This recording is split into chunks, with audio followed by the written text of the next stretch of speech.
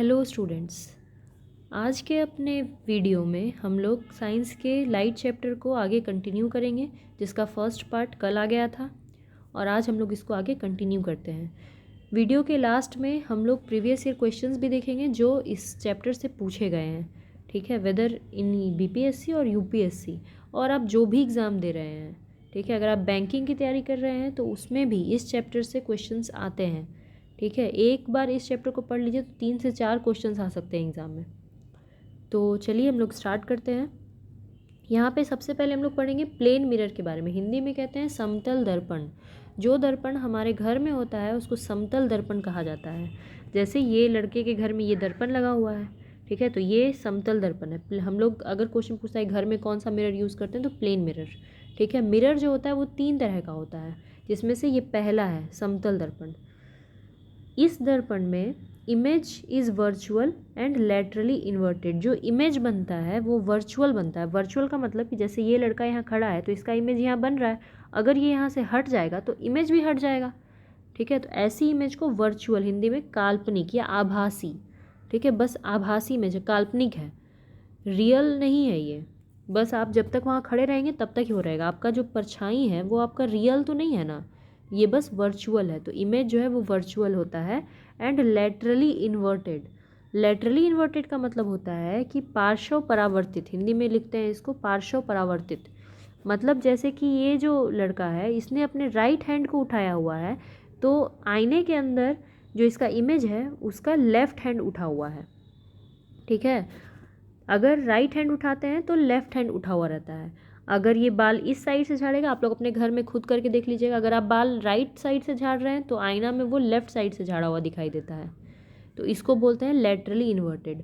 Plane mirror में जो image बनता है, कैसा भी आईना में जो इमेज बनता है वो लेटरली इन्वर्टेड होता है, ठीक है।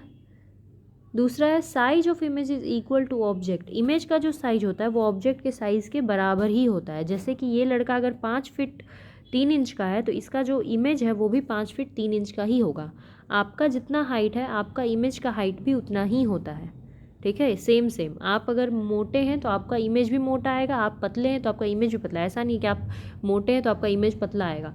वो सब जो है आप लोग कहीं कहीं देखे हुए, कोई कोई आईना में ऐसा दिखता है कि आप पतले दुबले हैं लेकिन मोटा दिखता है, लंबा दिखता है। वो प्लेन मिरर नहीं होता है। प्लेन मिरर में जैसा आपका शरीर है वैसा ही आएगा। Next point, the distance of image and object from the mirror is same. The distance of image और ऑब्जेक्ट, ये मिरर है, ठीक है। मिरर से जितना दूरी पर ऑब्जेक्ट खड़ा रहेगा, यानी ये लड़का जितना दूरी पर खड़ा है उतना ही दूरी पर अंदर उसका इमेज भी खड़ा है, ठीक है। जितना, जैसे मान लीजिए कि अगर 2 फीट दूर खड़ा है आईने से तो उसका इमेज अंदर में 2 फीट दूर ही खड़ा रहेगा, सेम डिस्टेंस पे खड़ा रहता है। अगर आप 10 फीट दूर हैं तो आपका जो इमेज है वो भी अंदर में 10 फीट दूर रहेगा। आप जैसे जैसे आगे आने लगेंगे तो वो भी आगे आने लगता है, ठीक है। तो डिस्टेंस जो होता है वो सेम ही होता है, हाइट भी सेम ही होता है। बस यही है कि उल्टा पुल्टा हाथ उठाता है ना। आप राइट उठाएंगे तो वो लेफ्ट उठाएगा, उल्टा पुल्टा हाथ उठाता है।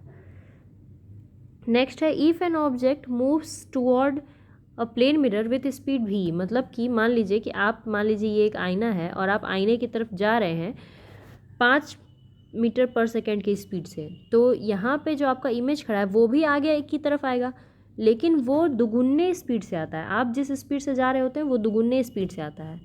जैसे आप 5 मीटर पर सेकेंड की स्पीड से जा रहे हैं तो वो आएगा 10 मीटर पर सेकेंड की स्पीड से। वही चीज़ लिखा हुआ है कि अगर कोई ऑब्जेक्ट मूव कर रहा है प्लेन मिरर की तरफ स्पीड भी से तो उसका इमेज मूव करेगा 2 भी से। अगर स्पीड x से तो उसका इमेज मूव करेगा 2x से, ठीक है। दुगुने उसका इमेज मूव करता है अंदर में दुगुना। आप आईने के सामने मान लीजिए खड़े हो जाइए और आप पीछे घसक रहे हैं, तो आप घसक रहे हैं x स्पीड से तो आपका इमेज पीछे घसकेगा 2x स्पीड से, ठीक है। यहाँ पे ये दोगुना हो जाता है। नेक्स्ट पॉइंट है हमारा टू सी फुल इमेज। अगर आपको अपना पूरा इमेज देखना है, जैसे कि इस पिक्चर में ये लड़के का पूरा इमेज आ रहा है क्योंकि आईना भी उतना बड़ा है ना। अगर छोटा आईना रहेगा, जैसे कि बहुत लोग के घर में सिर्फ फेस का आईना रहता है, बेसिन के पास आईना रहता है, तो वो सब में चेहरा गर्दन उतना ही आता है, ठीक है। लेकिन अगर आपको अपना पूरा इमेज देखना है तो आपका जो आईना है वो कम से कम आधा साइज का होना चाहिए।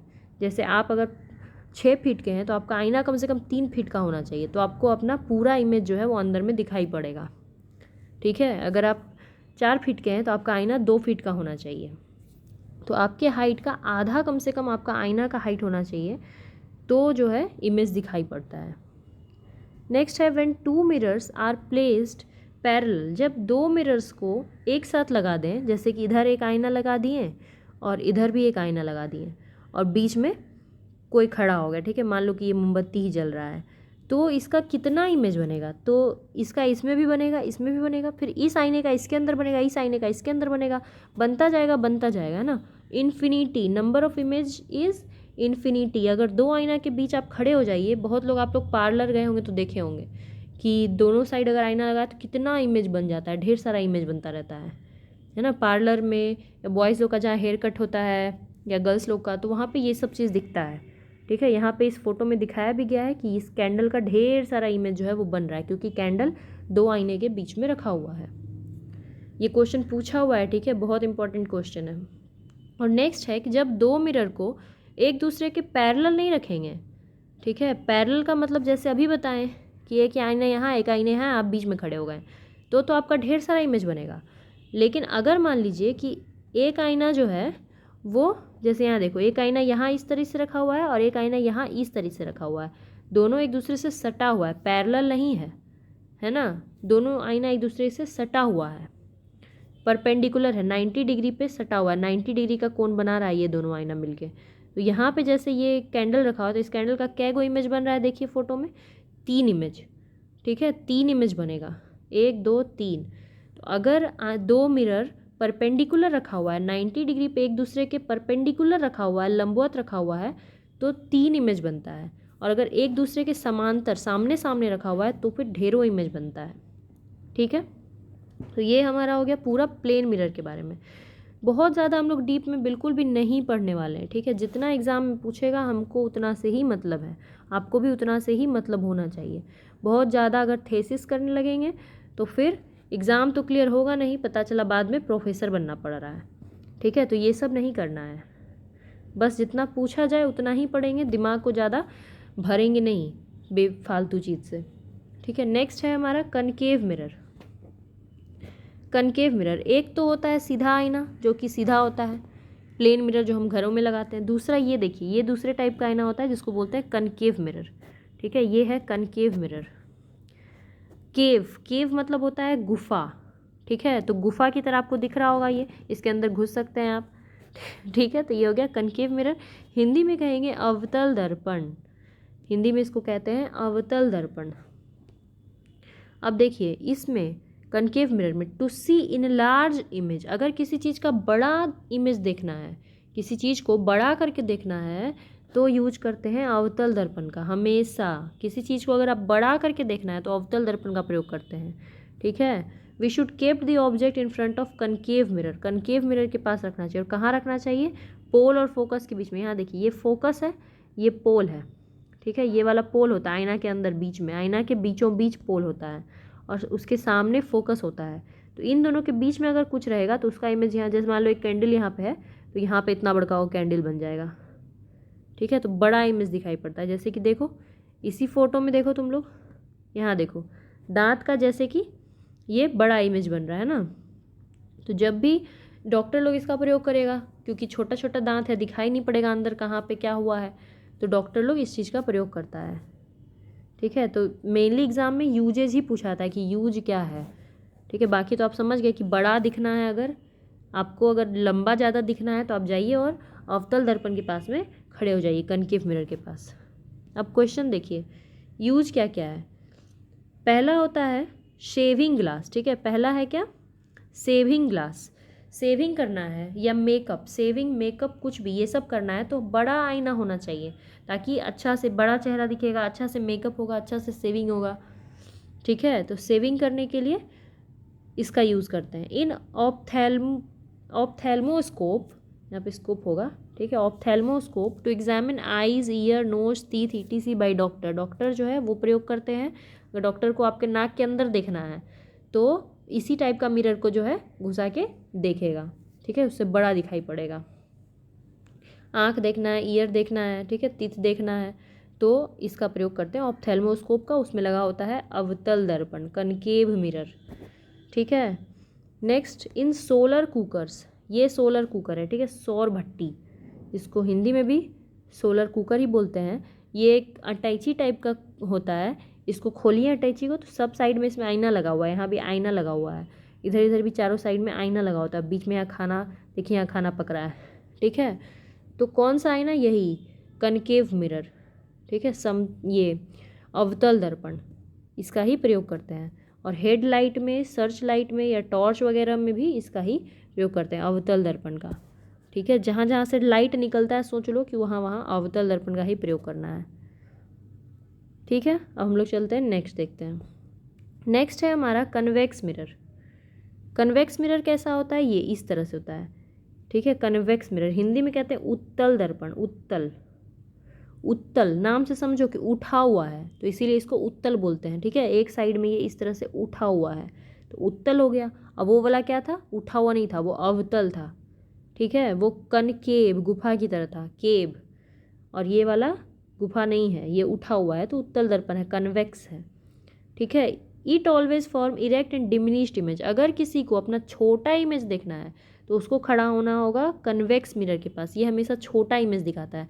जैसे यहाँ देखो, ये कन्वेक्स मिरर है और इसमें इस गाड़ी का इमेज, बिल्डिंग का, पेड़ का सब आ गया, ठीक है। यहीं पे अगर आपका समतल दर्पण होता, आपके घर में जो यूज होता है, तो क्या सब चीज़ आ पाता, नहीं आता है ना। कन्वेक्स मिरर ऐसा मिरर होता है उसमें सब दिखता है, इसीलिए इसका यूज गाड़ी में जो है साइड मिरर के रूप में या पीछे देखने के लिए रेयर व्यू मिरर के रूप में गाड़ियों में किया जाता है, कन्वेक्स मिरर का प्रयोग। तो ये क्वेश्चन बहुत ही कॉमन है, पूछा जाने वाला क्वेश्चन, कि गाड़ी में रेयर व्यू मिरर में किसका यूज़ करेंगे। तो आप लोग ध्यान में दीजिए कि आप लोग, बहुत लोग गाड़ी चलाए भी होंगे और देखे भी होंगे कि उसमें छोटा छोटा दिखता है, आप खड़े हो जाइएगा आपका पूरा मुँह दिख जाएगा, जबकि मुँह इतना बड़ा है और आईना इतना छोटा है, फिर भी पूरा मुँह दिखता है, तो क्योंकि उसमें छोटा दिखता है ना। और छोटा दिखने के लिए आपको किसका प्रयोग करना है, उत्तल का, कन्वेक्स मिरर का। उसके बाद सोडियम रिफ्लेक्टर लैंप में भी इसका प्रयोग करते हैं।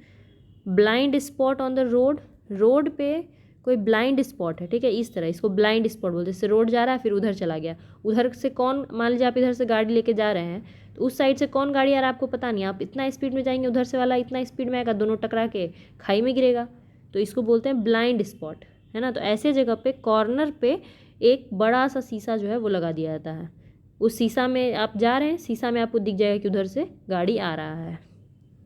तो जब ब्लाइंड स्पॉट्स पे भी कन्वेक्स मिरर का प्रयोग करते हैं। और दुकानों में पहले टीवी नहीं हुआ करता था ना, तो सीसीटीवी नहीं था तो इसका प्रयोग करते थे, बड़ा सा दुकान में कोना में ऊपर में बड़ा सा लगा दिया जाता था कन्वेक्स मिरर, जिससे पूरा दुकान का भी होता है। जैसे ये आदमी है, अगर ये चोरी करके कोई किताब अपने को पॉकेट में रख लेगा तो मिरर में सब दिखाई देगा, ठीक है। तो ये हो गया कन्वेक्स मिरर।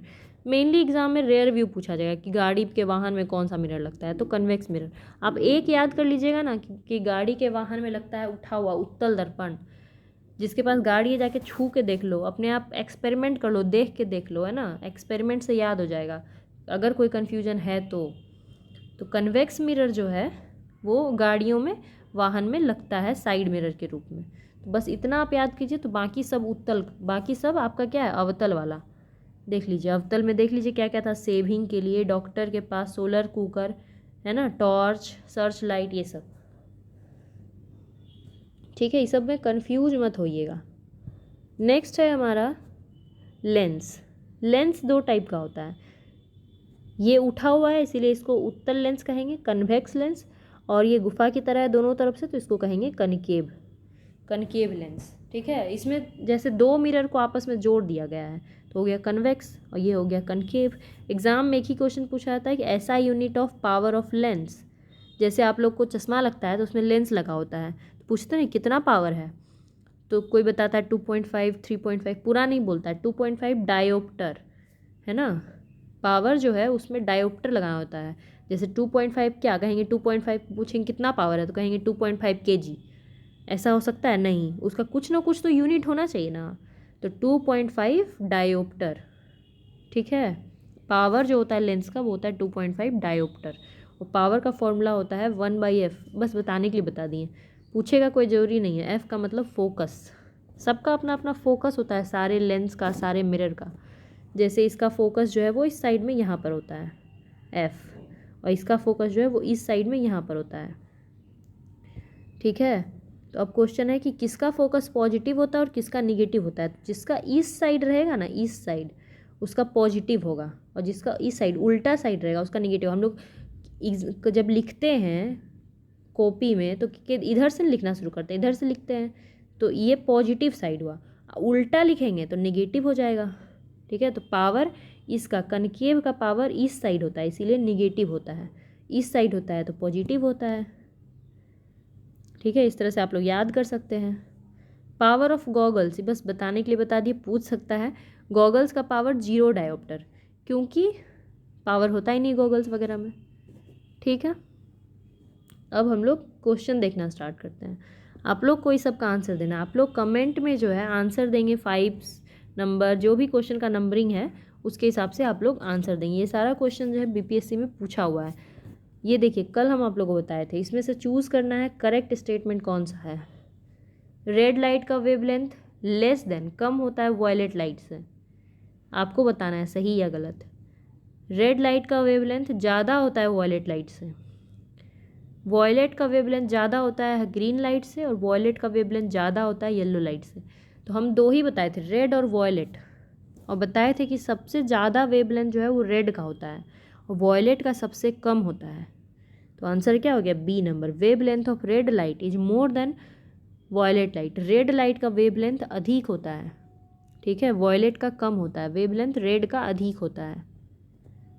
तो ये वाला क्वेश्चन तो हम बता दिए, बाकी का आपको ही बताना है। ठीक है, देखिए ये 116 नंबर, जब प्रकाश एक माध्यम से दूसरे में जाता है तो कौन सा चीज़ नहीं बदलता है। कल ही बताए थे, यहाँ पे तीनों में टिक मारा हुआ है। आप इसके आंसर पे बिल्कुल मत जाइए, हो सकता है आंसर ए बी भी हो सकता है। ठीक है, आप अपने हिसाब से इसका आंसर देंगे कि जब प्रकाश एक माध्यम से दूसरे में जाता है तो क्या नहीं बदलता है। नेक्स्ट 170 नंबर देखिए, पूछा है विद्युत चुंबकीय तरंगों का वेग, इंग्लिश में कहेंगे स्पीड ऑफ इलेक्ट्रोमैग्नेटिक वेव। बताइए चारों में से क्या होगा। कल ही पढ़े थे हम लोग कि लाइट को ही इलेक्ट्रोमैग्नेटिक वेव कहते हैं, विद्युत चुंबकीय तरंग। ठीक है, तो लाइट का स्पीड क्या होता है, 3 × 10⁸ मीटर पर सेकेंड। जिसको ये बात नहीं पता रहेगा कि लाइट को ही कहते हैं विद्युत चुंबकीय तरंग, तो वहाँ पे कन्फ्यूज़न होगा। पर क्योंकि बच्चा से जब तक पढ़े हैं तो यही पढ़े हैं, 3 × 10⁻, कभी नहीं पढ़े होंगे कोई भी चीज़ में 3 × 10⁶, 3 × 10⁷, सब पढ़े ही नहीं कभी आज तक। तो जो बिल्कुल नहीं भी जानता है वो भी जाके यहाँ टिक मार देगा और आंसर सही हो जाएगा। ठीक है, नेक्स्ट देख लेते हैं। ये सब आप लोग खुद से बताइएगा, हम बस क्वेश्चन पढ़ देते हैं। The sunlight from the sun to the earth reaches in, sunlight जो है वो सन से अर्थ में आने में उसको कितना टाइम लगता है। ठीक है, यही क्वेश्चन यहाँ पे पूछ रहा है। Next, a person standing in front of the mirror, एक आदमी इन फ्रंट ऑफ द मिरर खड़ा है। Find his image larger than himself, उसका इमेज जो है वो उससे भी बड़ा बना है, यानी वो खड़ा है तो उसका बड़ा फोटो आ रहा है, बड़ा इमेज बन रहा है। तो वो कौन सा मिरर है, आप लोग बताइएगा, हम नहीं बताएंगे। सब जो भी लोग वीडियो देखेंगे उनका ये काम है कि कमेंट में आंसर लिखेंगे। ठीक है, नेक्स्ट क्वेश्चन देखते हैं। ये भी कल बताया हुआ था, twinkling of star in clear sky. Twinkling of star क्यों होता है आप लोग बताइएगा। तारे क्यों चमकते हैं, लाइट के कौन से प्रॉपर्टी के कारण तारे चमकते हैं। ठीक है, नेक्स्ट है when a soap film on the water is seen in the day time it shows beautiful colour, this phenomena is due to, यानी कि सोप साबुन जो है उसका बुलबुला वगैरह जो है वो ब्यूटीफुल कलर देता है, तो किस फिनोमेना के कारण ऐसा होता है। तो आप लोग इसका आंसर बताएंगे। ठीक है, ये सारा क्वेश्चन जो था ये बीपीएससी में पूछा हुआ क्वेश्चन है और बहुत पुराना नहीं, इधर ही 66 67, ठीक है, इसी में पूछा हुआ क्वेश्चन है। तो आप लोग को समझ में आ गया होगा कि जो चैप्टर आप लोग पढ़ रहे हो कितना मतलब इम्पॉर्टेंट है आपके एग्ज़ाम के लिए, और कितना ईजी वे में आपको पढ़ाया गया है कि जो सिर्फ एग्ज़ाम में आएगा बस उतना ही, बहुत ज़्यादा माथापच्ची नहीं करना होता है। थोड़ा सा पढ़िए, 1 साल जम के तैयारी कीजिए और एग्ज़ाम क्लियर हो जाता है। ठीक है, तो चलिए आज के लिए इतना ही था। किसी को कोई क्वेरी हो तो कमेंट बॉक्स में पूछ सकते हैं। धन्यवाद।